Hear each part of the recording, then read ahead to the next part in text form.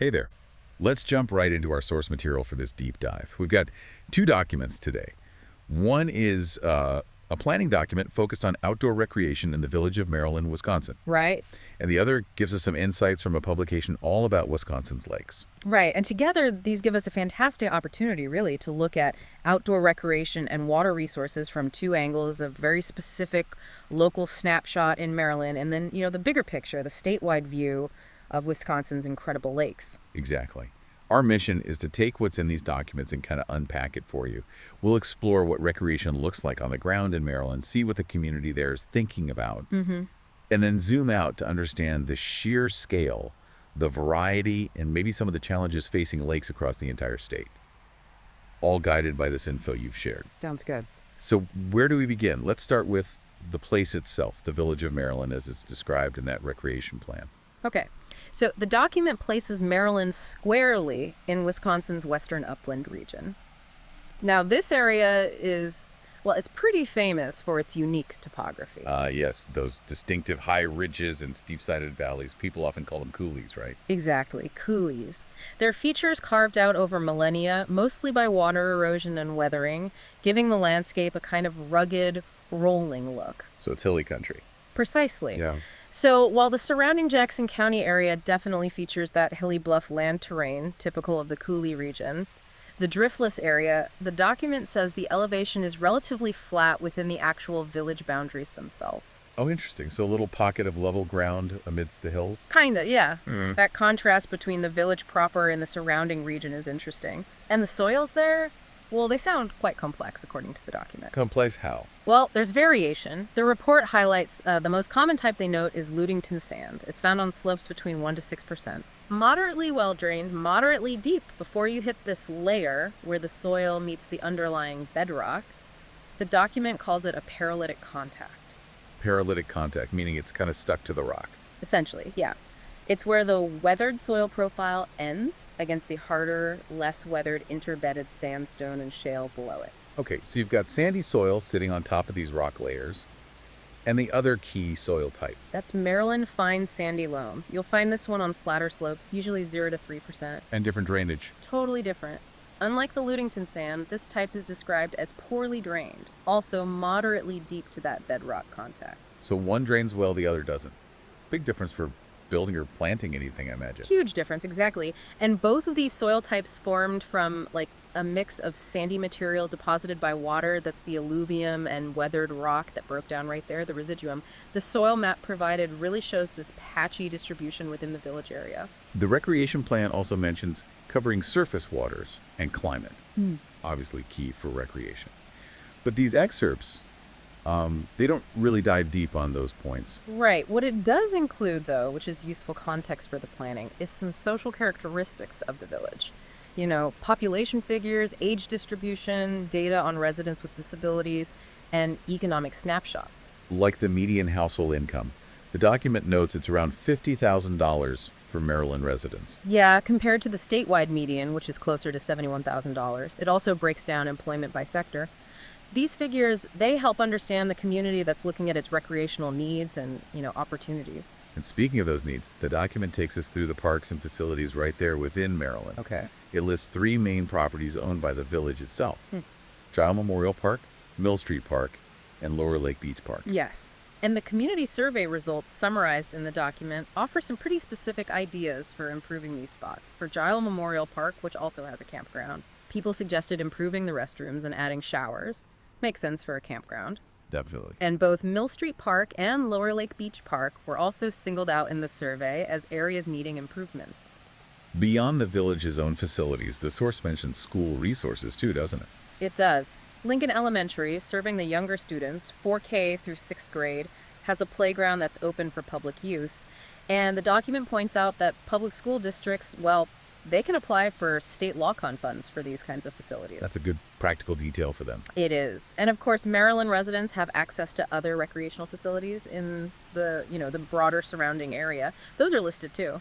Like Bruce Mound Winter Sports Area for skiing and snowboarding. Levi's Mound, which is known for mountain biking. Yeah. The East and West Arbutus Park and Campgrounds, Russell Memorial Park and Campground, and Wildcat Park. Lots of options nearby. Yeah, these offer a much wider range of outdoor activities just a short drive away.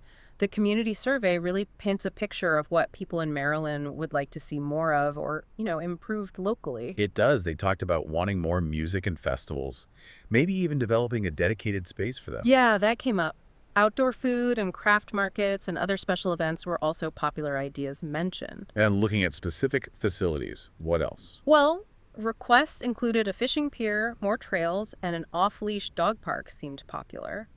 There was also strong support mentioned for continuing the existing athletic tournaments they have. Okay, one detail that caught my eye, slightly separate from specific park improvements, was the mention of designing a building with emergency services in mind.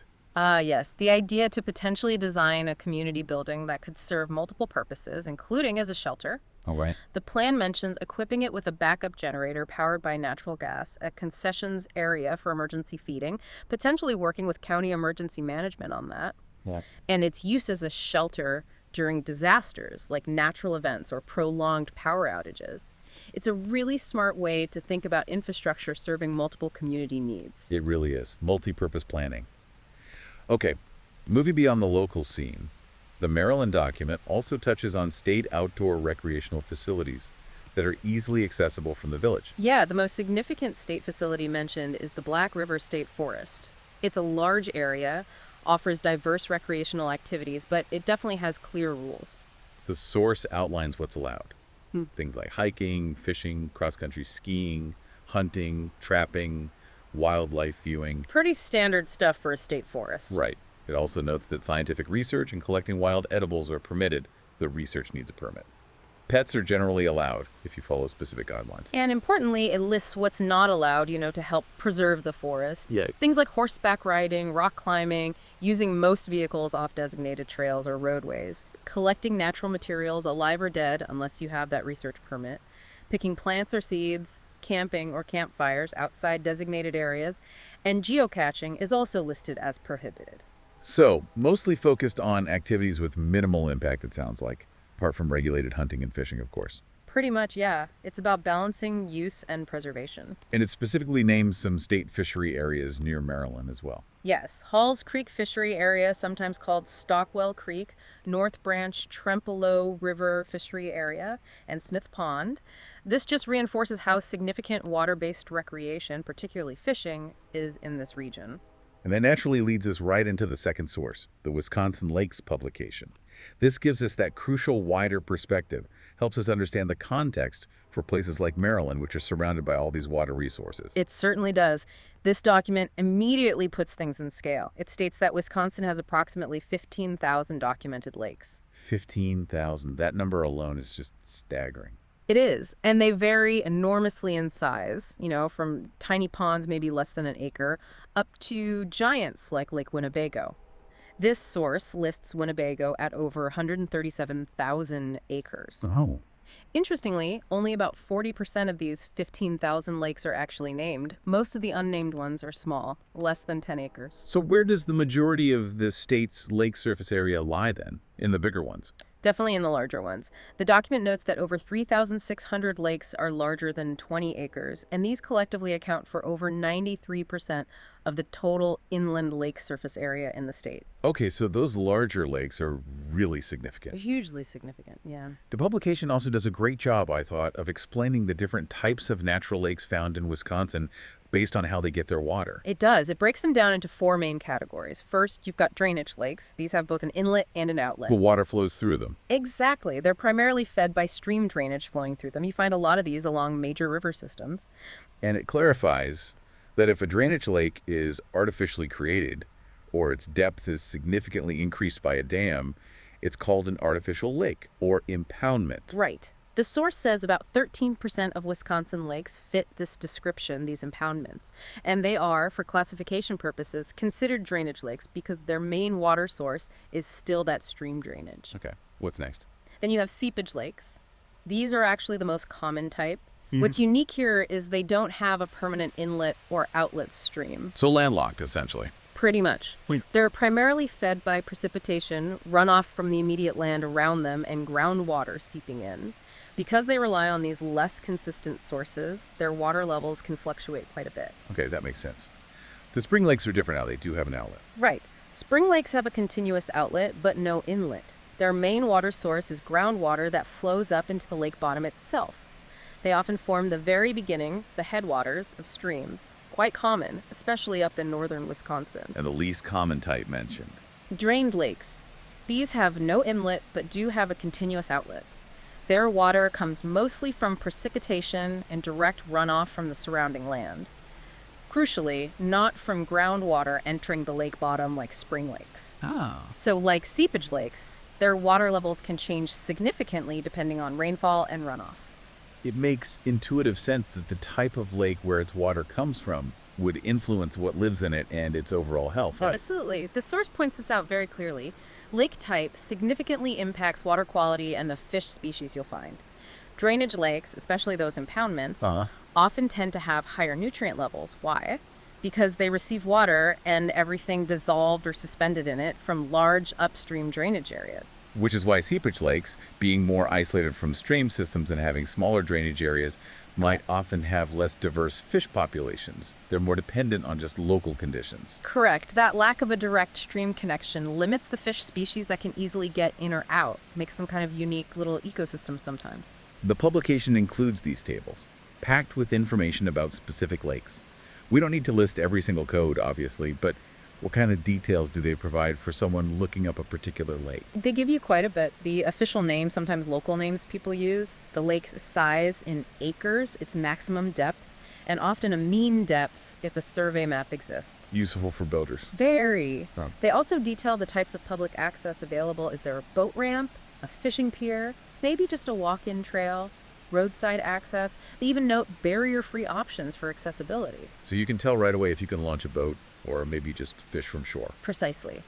It also notes if a contour map, a depth map is available, crucial for navigation and understanding the lake bottom structure. What else? It specifies the lake type: drainage, seepage, spring, drained, and gives you an idea of what fish species are present and how abundant they are, using codes like A for abundant, C for common, or P for just present. And it even flags if certain unwelcome guests have shown up. Yes, it indicates if specific exotic species like Eurasian water milfoil or zebra mussels have been documented in that particular lake. That's really important info these days. Yeah, absolutely. The Wisconsin Lakes Roundup section has some great quick facts, too. Sort of trivia, but interesting. Fun stuff, yeah. Like Vilas County leads the state with the most lakes, over 1,300. While some counties only have a handful of named lakes. Wow. It lists the 5 largest lakes by surface area. Winnebago is number 1, followed by Petenwell, Chippewa Flowage, Poygan, and Castle Rock. And the deepest. The 5 deepest named lakes. Lake Wayzee in Jackson County, which is actually near Maryland, is the deepest at 350 feet. It's an old quarry. Then Green Lake, Red Granite Quarry, Lake Geneva, and Lorville Quarry. 350 feet right there in Jackson County. It's impressive. And the most common lake names. Any guesses before I look? Oh gosh, Long Lake, Mud Lake. You got it. Based on the source, Mud Lake takes the top spot, followed by Bass, Long, Spring, and Lost Lake. Seems people weren't always feeling super creative with the naming, were they? Apparently not. It also highlights Lake Winnebago again for largest volume and most shoreline length, and Petenwell Lake as the largest man-made lake. Makes sense. Petenwell and Castle Rock are huge flowages on the Wisconsin River. The document even gets down to brass tacks with state hook and line records for various fish species. Lists the lake, county, weight, year. Some pretty impressive catches. Yeah, adds a little bit of angler aspiration to the details, doesn't it? It does. Oh. Now, for anyone wanting to actually find their way to these lakes, the publication offers plenty of resources for maps. Yeah, it lists various options. The DNR website, of course, has a wealth of information nowadays. But it also mentions commercial map companies that produce really detailed lake maps and guides. State and county highway maps often show lakes, and even older resources like USGS quad maps or things like the Wisconsin Atlas and Gazetteer. So lots of ways to get oriented. Definitely. While the prices listed in the source are from 2001, the list itself gives you a solid starting point for finding mapping resources today, probably even more available digitally now. And for those planning to fish and maybe eat their catch, the publication includes a critical note about fish consumption advisories. Yes, very important. It provides general statewide advice for inland waters, which is primarily focused on mercury levels. And then specific advice for sensitive populations like women of childbearing age and children under 15. Because mercury accumulates. Exactly. It also cautions that some specific waters have higher concerns due to other contaminants like PCBs or maybe elevated mercury levels beyond the general advisory. The takeaway is always check the current advisories before eating your catch. You can usually find those on the DNR website. All this information about access, types, sheer numbers, it really underscores the value of these water bodies. The document calls them watery jewels, but it also points out that they are quite fragile. That's a major theme running through the second half of that lake's publication. It emphasizes that with increasing use, increasing development, particularly along the shoreline, these ecosystems are under strain. What are the main culprits? The major problems identified are eutrophication, that's the excessive growth of algae and weeds, fueled by too many nutrients like phosphorus and nitrogen. Right, the green scum lakes. Exactly. Sedimentation from erosion is another big one, soil washing into the lake, making it cloudy, filling it in, and contamination from various pollutants. So it's not just about where to go and what's there, but really how to protect it. Precisely. The document highlights that citizens, you and me, everyone, have a critical role in protection through good watershed management, protecting shorelines, and managing how we use the water itself.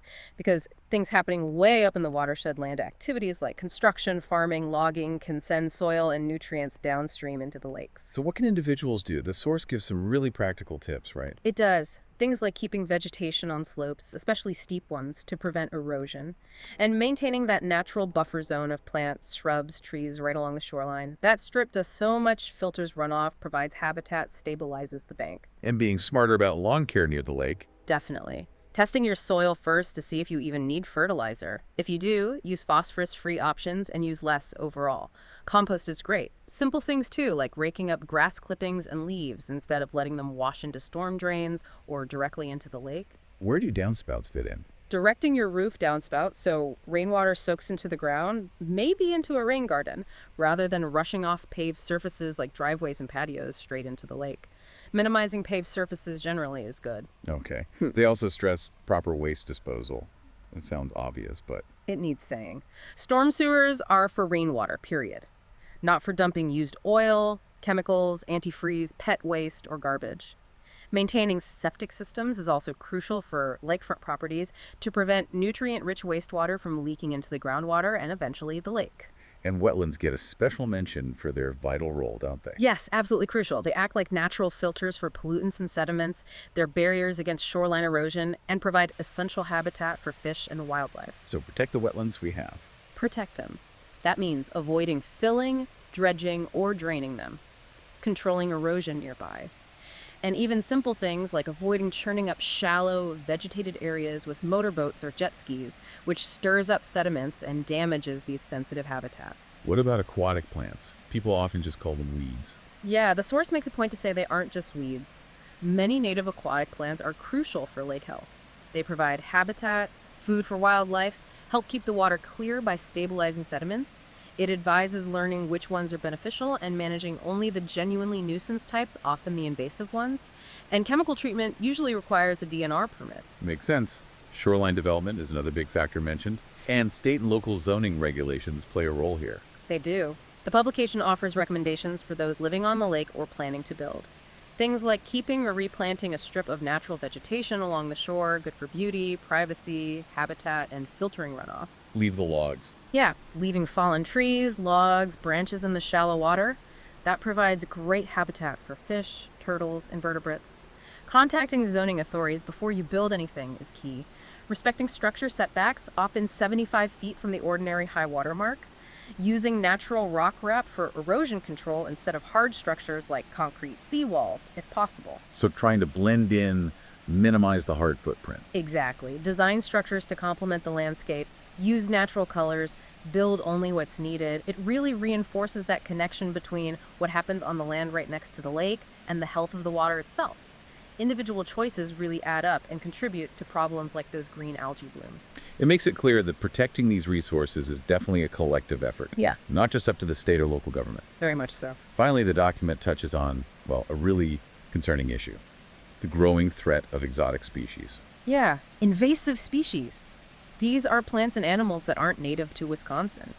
The source notes some were introduced intentionally way back, like steelhead fish, which have been pretty successful, or carp, which unfortunately had major negative impacts. But the real current concern is these accidental invaders, right? Like zebra mussels, Eurasian water milfoil. Rough, spiny water fleas, and diseases like viral hemorrhagic septicemia, or VHS, yes.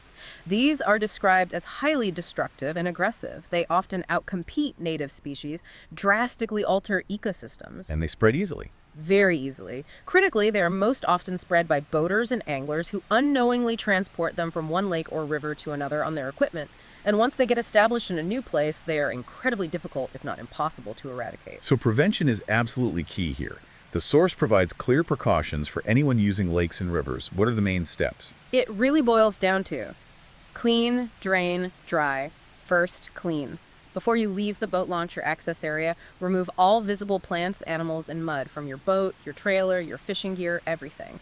Dispose of it properly in the trash, away from the water. Okay, clean, then drain. Drain. Drain all water from your boat before leaving the launch. That means bilge water, live wells, bait buckets, motor cooling systems, everything. And crucially, never transfer water from one lake to another, right? And don't release live bait or even aquarium pets into lakes or rivers. Absolutely critical points. Never move water or organisms between water bodies. Clean, drain, and dry. And dry. That's the final step. Wash your boat and trailer thoroughly when you get home, ideally with hot water or high-pressure water. Flush water through all the systems. And if possible, let your boat and equipment dry completely in the sun for ideally about 5 days before you put it into a different body of water. Drying kills many invasive species. Those steps sound simple, but they really require diligence from everyone, every time. They do. It's the only way to slow the spread. The document also gives a quick status update on some key exotics, noting like ruff were limited to Lake Superior in Wisconsin at the time of writing, spiny water fleas mainly in Lake Michigan. But unfortunately, zebra mussels and Eurasian water milfoil are much more widespread. Found in the Great Lakes, the Mississippi, and a growing list of specific inland lakes, which are often identified in those lake tables we talked about. And it points to state resources, like the DNR website, for current info on threats like the VHS fish virus. Right, because the situation can change, new lakes can become infested, always good to check the latest info. Well, this deep dive has certainly taken us on quite a journey. We started with the specific local recreational life and planning in Maryland, looking at their parks and community ideas, and then expanded way out to the incredible scale and diversity of Wisconsin's lakes overall. We've seen the different types of lakes, what makes them unique, found out where you can find information like maps and access points. And perhaps most importantly, really dug into the critical challenges these water bodies face, from nutrients and sediment to those invasive species, and importantly, how we can all play a part in protecting them.